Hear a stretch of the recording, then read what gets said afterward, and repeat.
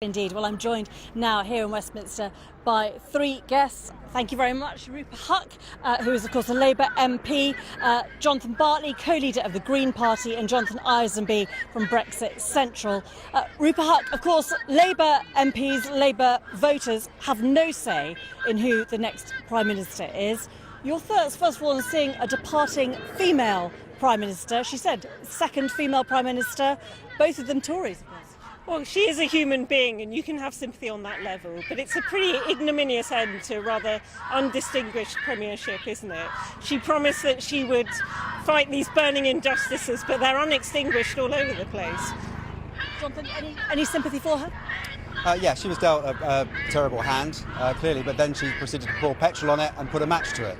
And she really has not done a good job. But you know, the reality is, unless we put this back to the people, there is no way out. We can change the leader, but it doesn't change what's going on. And the fundamental problem is that you can't have a Brexit, a hard Brexit, the kind they want, and maintain the Irish border problem and address it. So, what is going to happen? The only way out is to take it back to people. We want a people's vote. That's what's so necessary at the moment. It's a pause for reflection. And what I do worry about is it's now the Tory grassroots in a splintered party, divided amongst themselves, will choose the next Prime Minister. And that just can't be right. Jonathan Isenby, is Boris Johnson the guaranteed front runner in this? Well, certainly he is the bookies' favourite at the moment, but then you look at Tory leadership elections over the decades and never has the favourite at the opening of the election been the eventual winner. You look at David Davis was the front runner in 2005 and David Cameron won that election. Well, we're just hearing now that Jeremy Hunt, the current Foreign Secretary, of course, is confirming that he is going to stand. Your reaction to that? I'm not surprised by that. He clearly was somebody who has a big job, has leadership ambitions. Would you back him? Do you think he will get enough backing from MPs in the House of Commons? I think he has a high chance of getting through to the final two. Of course, the way this works is the Tory MPs get a field of potentially 10 or even more down to a final two who go to the members in the country.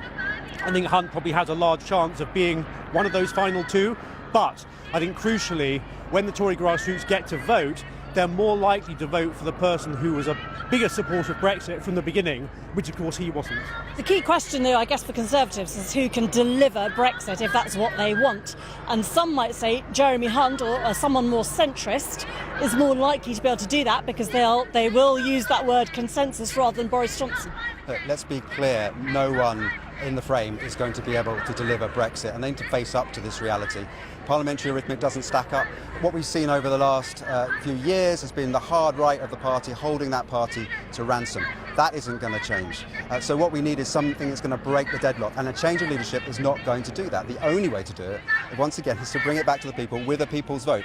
That's not going to happen, though, is it? Well, what else is going to happen? Okay, it's not the ideal option, but it's the only option that's on the table. Rupa Huck, the Labour Party under Jeremy Corbyn is seen as a bigger threat than Brexit by some people. Your party is really in equal crisis, isn't it? Unable to capitalise on the mess that the Conservatives find themselves in. The mess the Conservatives find themselves in is all a result of their own making. It's her own party who's done her in. They have proved that they are the nasty party once again.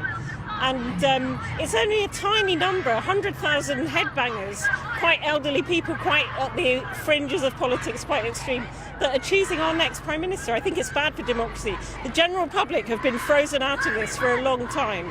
Either we have another general election to have 650 new MPs who can decide something, or we have a people's vote. Whatever is decided goes back to the general public, because 2016 was a very long time ago. If we do come to a general election, sorry, we're shouting over these protesters, I think they're climate change protesters, Labour is not necessarily likely to be in a strong position under Corbyn's leadership.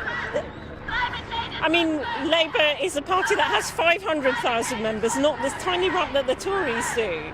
And we know that last time, part of Theresa May's downfall was that she wanted to crush the saboteurs. She wanted to kill off the Labour Party. How did that work out? We ended 2% behind her in 2017.